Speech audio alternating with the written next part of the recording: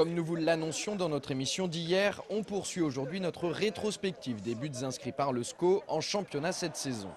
Jeudi, nous nous sommes quittés sur la superbe victoire 3-0 des hommes de Jean-Louis Garcia sur Strasbourg lors de la 10e journée de Ligue 2. 8 jours plus tard, les Angevins ont obtenu le nul 0-0 sur la pelouse d'Ajaccio. Résultat, on redémarre avec la rencontre qui a opposé Angers à Tours le 24 octobre dernier.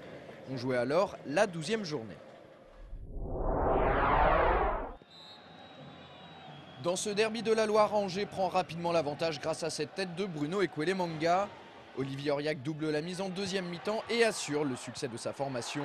Au sortir de ce match, le SCO est 9e de Ligue 2. Après leur nul à Guingamp, les SCOistes accueillent ici Amiens au stade Jean-Bouin. La situation met du temps à se débloquer. C'est une nouvelle fois Paul Aloué-Foulou qui fait la différence. Il inscrit là son 5e but en championnat. C'est la 3e victoire consécutive à domicile pour la bande à Brunel. Une semaine plus tard, Angers continue son petit bonhomme de chemin dans le Nord. Face à Boulogne, les protégés du président Bernard décrochent leur premier succès à l'extérieur de la saison. Vinicius montre la voie à ses partenaires en inscrivant le premier but de la partie. Il est imité par Charles Diers qui à 2 reprises trompe la vigilance du portier adverse Jean-François Bédénic. Grâce à cette victoire, le SCO est désormais 6e au classement. Très heureux, très fier de ce qu'a réalisé mon équipe, le staff également, parce qu'on a vraiment fort bien préparé ce match. Au-delà du résultat, il y a quand même aussi une certaine manière qui nous donne beaucoup de confiance pour la suite du championnat. Deuxième gros défi pour le SCO en l'espace de 8 jours. Après Boulogne, Angers se frotte à Montpellier.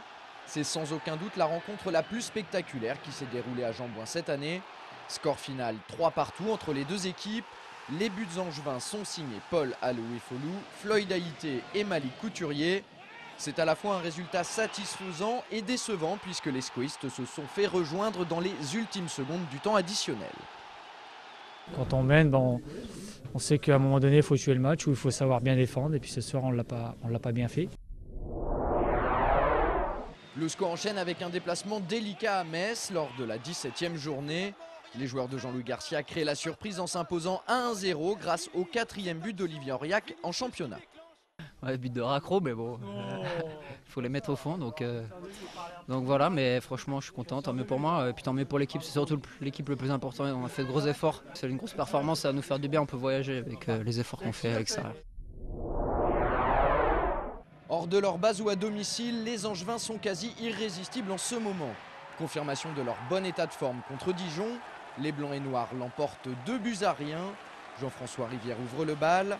Et suite à cette contre-attaque et à ce geste sublime de Paul Aloué-Foulou, Ted Lavie, bien servi par Fabrice Domarcolino, anéantit les espoirs dijonnais. Ce soir-là, Angers enregistre son 10e match consécutif sans défaite et s'empare de la 5e place du classement de Ligue 2. On se donne maintenant rendez-vous demain vendredi pour la suite de notre tour d'horizon des buts marqués par le SCO cette saison en championnat.